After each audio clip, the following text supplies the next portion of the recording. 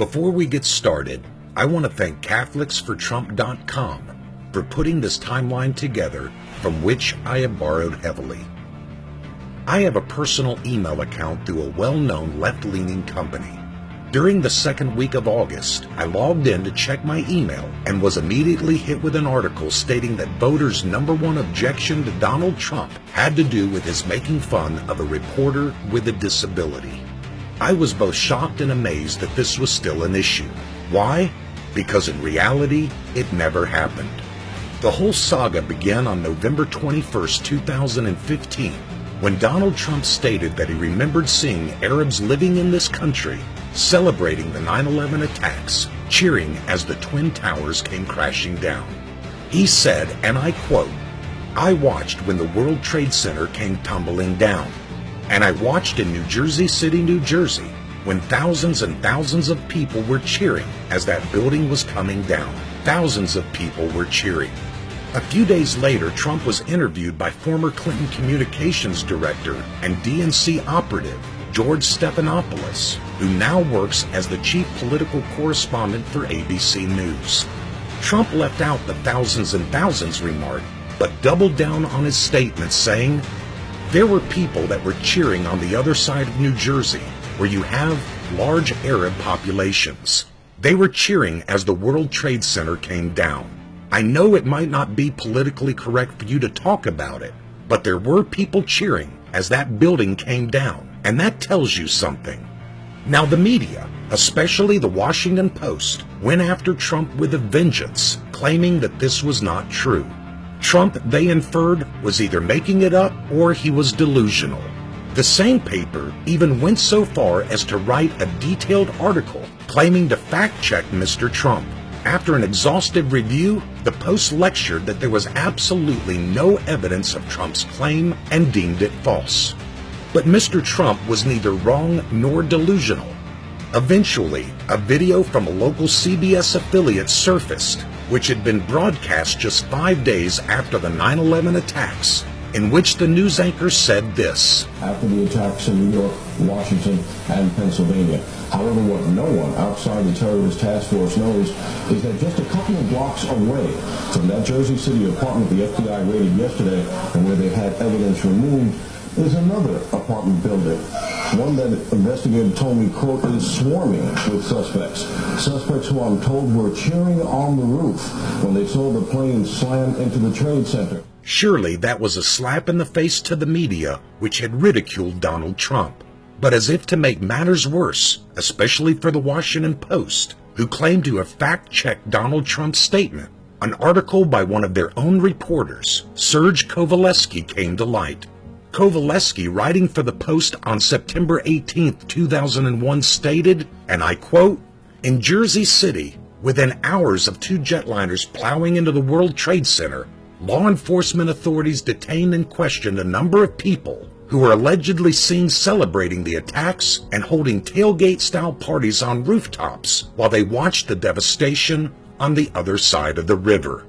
With egg dripping off their faces, the Post had to do something.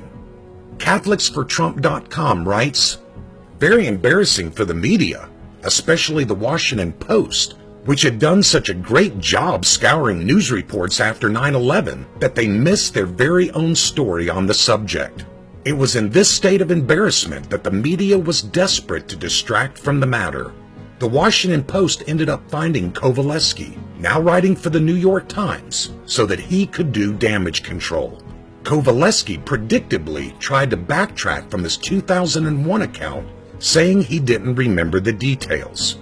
So the now embarrassed Washington Post had Kovaleski release a statement in which he said, "I certainly do not remember anyone saying that thousands or even hundreds of people were celebrating. That was not the case, as best as I can remember." In an attempt to deflect the truth that there were people celebrating the destruction of the Twin Towers, the Post attempted to bring into question the numbers engaged in this barbaric activity. But it wasn't working. They needed to find something else, anything to deflect attention away from the sloppy research their fact-checkers did. A few days later, when Trump was at a rally in South Carolina, he commented on Kovaleski's attempt to backtrack his 2001 statement. He did this by moving his hands in a manner which showed someone flustered. Written by a nice reporter. Now the poor guy, you got to see this guy. Oh, I don't know what I said. I don't remember. He's going like, I don't remember. Oh, maybe that's what I said. This was 14 years ago. They didn't do a retraction. The irony is that Trump had used the exact same visual arm movements when describing others who, when put on the spot, were flustered. He did this in reference to Ted Cruz when he was explaining his position on waterboarding. They said, Senator Cruz, what do you think of waterboarding? I don't want to talk about it. You know, he didn't want to talk about waterboarding. And though not as extreme, he did the same arm movements with reference to an Army general who, according to Trump, did a poor job answering a question about ISIS. And I watched a general recently on television, and they said to him, what do you think about ISIS? Oh, ISIS is very tough. It needs to be noted that neither of these men has a disability. Therefore, since they don't have a disability, and Kovaleski does, and Trump did the same arm movements for all three, then it must follow that he was not making fun of a disability, rather, he was giving a visual for something else. But the dishonest left-leaning media doesn't care about truth. As stated previously, they needed a distraction from the fact that their fact-checkers were wrong about Arabs celebrating after the 9/11 attacks. But how? How could they take the spotlight off themselves and redirect it back to Trump? CatholicsForTrump.com explains how, and they hit the nail on its proverbial head.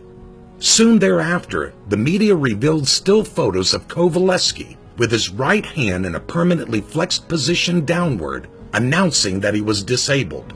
The media then shifted from trying to defend their oversight of the 9/11 Post article, and instead, with disapproving shocked outrage, accused Trump of mocking a reporter's disability. Some liberals went even further and freeze-framed a millisecond of the Trump video at the exact moment when his hand went into a flexed posture. Then they dishonestly put this screen capture side by side with a picture of Kovaleski's flexed hand. Thus you saw the following photo spread like wildfire over social media, with commentary condescendingly and horrifyingly excoriating Trump as a monster. Trump, according to the egg-faced media, was mocking the way Kovaleski moves his arms. But what you probably don't know, what the media never showed you, was Mr. Kovaleski's arm doesn't move when he speaks. In fact, it doesn't move the way Trump showed someone flustered at all, as is evident from the video you are now watching. In fact, Kovaleski's condition restricts arm movement.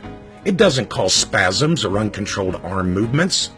One could argue that if Trump had wanted to mock the backpedaling reporter for his disability, he should have stood completely still.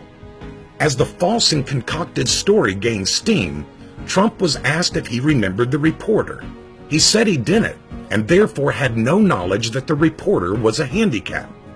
But Mr. Kovaleski, according to Newsmax, an outfit which partners with the always truthful New York Times on its PolitiFact stories, stated, Kovaleski said he and Trump knew each other well because the reporter regularly covered the New York businessman for years. Archived reports support that. But it is interesting that neither Newsmax nor the New York Times, in their so-called PolitiFact story, gives a date of the last time Kovaleski interviewed Trump. Was it 10 years ago or 20 years ago? Were all the interviews in person when Kovaleski covered Trump? If you stick with the previously mentioned two papers, you would never know. But the Post did give the dates when Kovaleski covered Trump, between 1987 and 1993. That was at least 22 years ago. Surely no one in their right mind would require Trump to remember this person 22 years later. Allow me to explain it this way. I had a friend who met a famous person 3 times. My friend loved to brag that he knew this person. When I had a chance to meet the same famous person, I asked them if they had heard from my friend. Guess what? The famous person did not know of whom I was speaking. Why? My friend looked up to this person and therefore remembered everything, every detail from the 3 times they met. But the famous person meets hundreds of people a month and my friend just isn't that memorable. CatholicsForTrump.com continues. Trump's impersonations of a flustered reporter was turned into a left-wing and establishment GOP narrative whereby Trump somehow hates the disabled. This despite the fact that Trump has given millions to charity that help the disabled, including raising nearly $6 million for wounded warriors, $1 million of which was his own money. In addition, Liz Crokin, a journalist that has covered Donald Trump for 10 years, recalls the following. In 1988, a commercial airline refused to fly Andrew Tin, a sick Orthodox Jewish child with a rare illness, across the country to get medical care because he had to travel with an elaborate life support system. His grief-stricken parents contacted Trump for help, and he didn't hesitate to send his own plane to take the child from Los Angeles to New York so he could get his treatment. And this is just one story about Donald Trump helping those who are disabled. Folks, Donald Trump did not make fun of a reporter with a disability. He did something worse. He embarrassed the media, especially the Washington Post, whose crummy fact-checkers failed to uncover the true story of Middle Easterners living in New Jersey celebrating the deaths of 3,000 Americans on 9/11, a story one of their own reporters covered. As someone who has been around disabled folks my whole life, as one whose wife worked with those who are deemed severe and profound, if I believed that Mr. Trump truly mocked a man with a disability, I would be writing a very different article and recording a very different video. But the sad thing is, there are those who still perpetrate this lie, even when confronted with the facts.